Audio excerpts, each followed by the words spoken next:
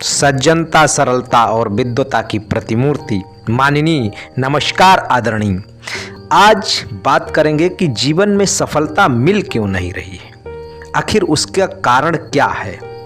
तो इसको एक कहानी के रूप में देखेंगे कि गौतम बुद्ध जो थे उनके पास एक लड़का रोज आया करता था और जितनी देर वो बातें बताया करते थे उतनी देर तो उसको खूब सुनने में मोटिवेट होता था। उसको लगता था कि मैं यहाँ से जाके ये करूँगा, वो करूँगा, ये जो बता रहे हैं वो बहुत अच्छा बता रहे हैं।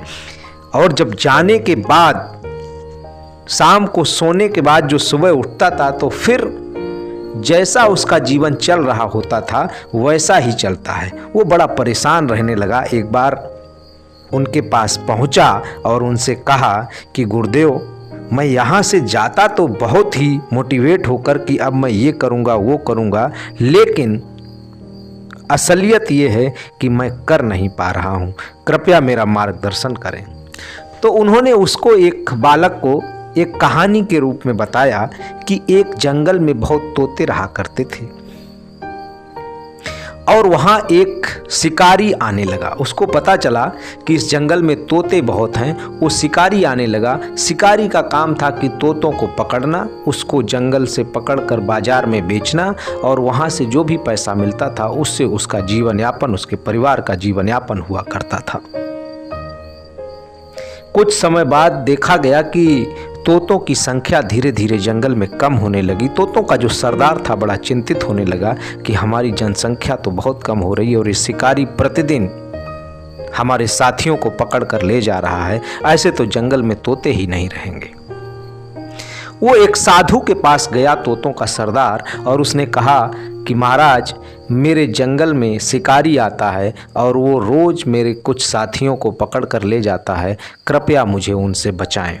तो साधु ने उनसे कहा, तोते के सरदार से कहा कि आप ऐसा करिए कि यहाँ से जाइए, मैं आपको एक बात बताता हूँ और वो आप सब तोतों को आप बता दीजिए कि जब भी शिकारी आए तो आपको यही कहना है। वो बोले क्या?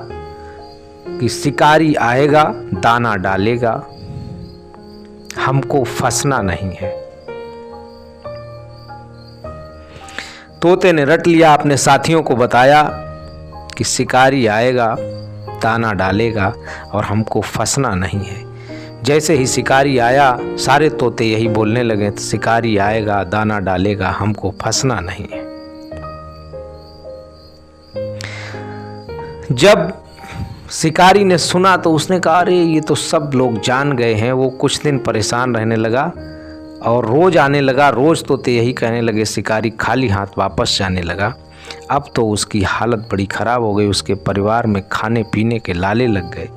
अब उसने कहा कि अब क्या किया जाए। वो भी उसी साधु के पास गया और उसने साधु से कहा कि महात्मा जी, मेरे तो बच्चे भूखों मर जाएंगे। मैं तोतों को पकड़ कर ले जाता था, इनको बाजार में बेचता था, उसी से हमारा परिवार चलता था, मुझे कोई उपाय बताएं। महाराज ने कहा कि आप जाइए और जो आप अपना काम करते थे उसको करिए। आप जाइए, जाल बिछाइए, दाने डालिए, आगे का काम अपना आप काम करिए। शिकारी गया, उसने जाल बिछाया, दाने डाले और वहीं बैठ गया।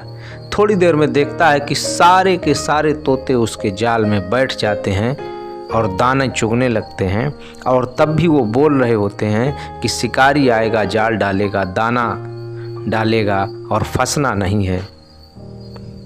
शिकारी सारे तोतों को लेकर महाराज के पास गया कि ये तो सारे के सारे तोते हमारे जाल में फंस गए, अब मैं क्या करूं। महात्मा जी ने कहा, देखिए, मैंने इनको बताया था कि आपको शिकारी आएगा, जाल डालेगा, दाना डालेगा, आपको फंसना नहीं है। इन्होंने सिर्फ उसको सुन लिया, उस पर अमल नहीं किया और आप जो अपना काम कर रहे थे उसको छोड़ दिया था। आपने काम नहीं किया इसलिए आप असफल थे और इन्होंने उस पर अमल नहीं किया, इसलिए ये सारे के सारे फंस गए हैं।